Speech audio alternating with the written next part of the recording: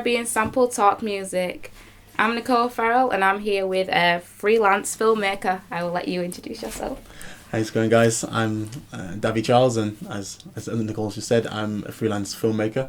I'm currently based in Sheffield, and I sort of work throughout the UK and all over the world, I guess. So, yeah, that's me.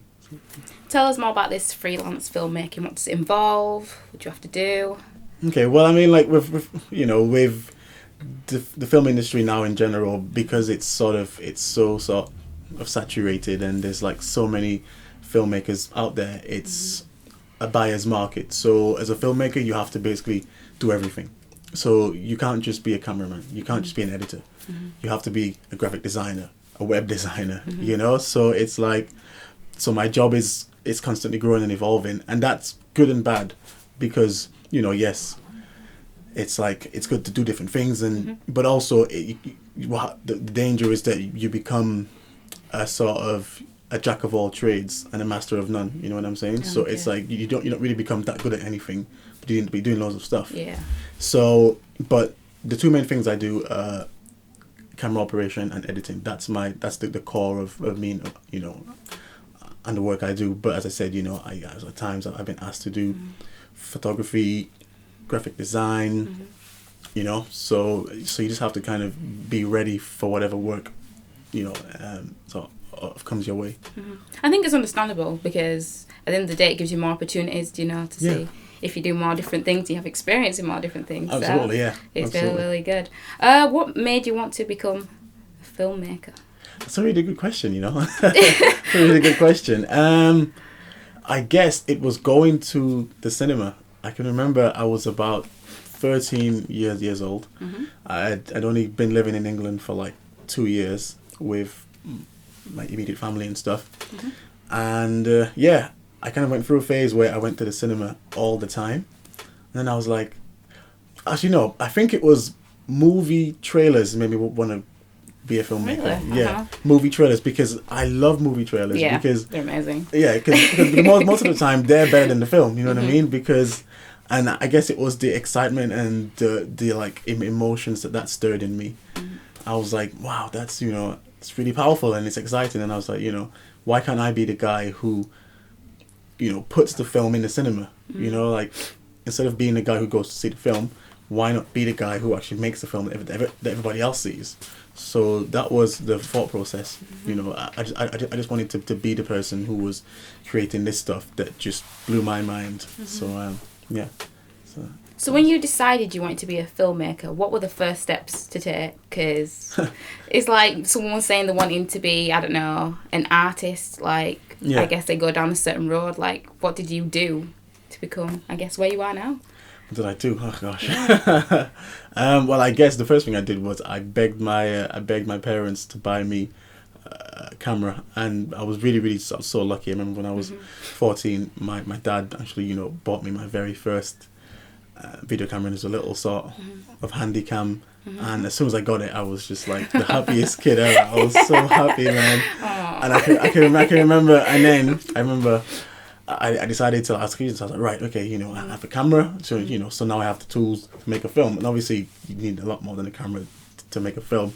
But in my mind, in my sort of 14-year-old mind, I was like, wow, I'm ready to make a film now. I have a camera. I didn't have any knowledge or anything like that, And so I kind of wrote this script, and it was like a comedy, and it was about 120 handwritten pages, and it was just madness. And for some reason I can't find it now. I've lost it. I'm sure if I like look if I was able to find it and kind of look back at it, I would it would sort of be like a little sort of treasure chest, of me at 14, and it'd be really sweet if I could find it. But so I wrote the script, and then I started kind of like sort of putting up signs and things to cast it with people from my school and stuff. So then I sort of managed like cast it and stuff, and then I think we filmed about 3 of the 120 things. I think we filmed about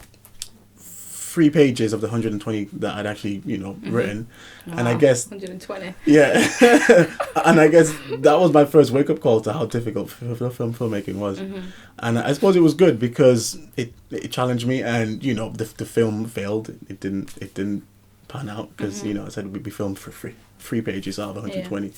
And for some reason it just kind of sort of petered out because my cast decided to not show up to set and stuff, and it was really sad. But it was a learning curve. I realized how difficult it was. Definitely. So yeah, I hope I answered your question. No, you did. It's good. It's fine. You said you did spoken word poetry. Like, I ain't got a clue what that is. Can you help me out? Okay, well, spoken word poetry is anything. It's just, it doesn't even have to sound or be like, what you would stereotypically call poetry. You can go up there and just shout. You can go up there and sing if you want. It's just it's anything. It's just the spoken word. So and that's what makes it really so powerful, because it's almost sort of, obviously it is in a sort of category, but you know what I mean, it doesn't have to be any one thing. So with like my style of spoken word poetry, I really try and incorporate a lot of performance, so into the things I do, and I can incorporate certain things like beatboxing and a lot of kind of sort of body movement and sort of pauses and actions and stuff, so I really try and bring the words to life, I guess. That's so. All right, okay. Well, before this interview, you mentioned that you did a bit of travelling abroad with your filmmaking. Where did you go? I've been a few places now. Yeah. I'm trying to think. So I've been to Amsterdam, I've been to Madrid, I've been to Ghana, I've been to Paris. So that was like 5, yeah. And then I've been like all over England and stuff like that. So what have you been filming while you're out there? Is it people you film, or is it like scenery? Or people, yeah. So the Madrid was a wedding. Paris was a dance project. Ghana was actually, I suppose Ghana was more sort of like scenery and stuff. So in Ghana, that was a commercial for a foreign exchange program. Oh my goodness. What else did I say? Amsterdam was a sort of documentary for Sennheiser, this like sound company.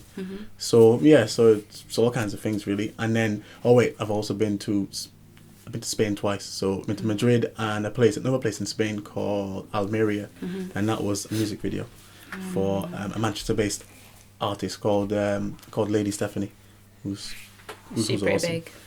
She's getting there. She's it's difficult to kind of make it in the music industry because there's just so many people, isn't there? But she's got like bags of talent, and she's stunning, and so I really hope that that she manages to kind of like break through, because it's tough, but Do you get like asked, or is it you that kind of says, oh, I'm a filmmaker, I can do this for you, or is it? It's weird, like recently most of my work has been me getting asked. Oh my god. Most of my work has been me getting asked. That's amazing. And but it's like that's kind of how you survive, because if you're having to sort of constantly chase, it means that you aren't getting work. So and having to like chase work involves a lot of time and effort, and while you're chasing stuff, other stuff gets missed and stuff like that. So I mean, a lot of it is I get asked from people that I've worked with in the past, so it's like the same clients, so and that's one of the key things really is having that sort of what's it called, like repeat business, from a client just giving you more and more work, and that's the only way to really survive as a freelancer, just to have some like core clients. So I feel really lucky every time the phone rings or I get an email and it's like, you want some more work? And I'm like, yes, please. Thank you. Thank you very much. This month I can pay my rent. All right. Okay. And I can eat this week. That's great. That's great though. Still. Yeah. And what is your like end goal? My end goal? Yeah. Where do you wanna? My end goal is just like just to. You happy where you are? I'm happy where I am right now, but my end goal is just to kind of still be a freelancer. I'd like to kind of be what's called an ENG. What's it called? An ENG cameraman, which stands for electronic news gathering. It's basically you go around the world and filming stuff for different news agencies. So that's something I'd really like to do. But I'm fairly open, I'm learning, I'm growing, and I'm making a lot of I'm what's it called, like networking and stuff like that with other people. So yeah, I'm just kind of quite open to just letting it go wherever it takes me. But I definitely want to still be a freelancer, and just kind of Yeah, that's great. It's been great.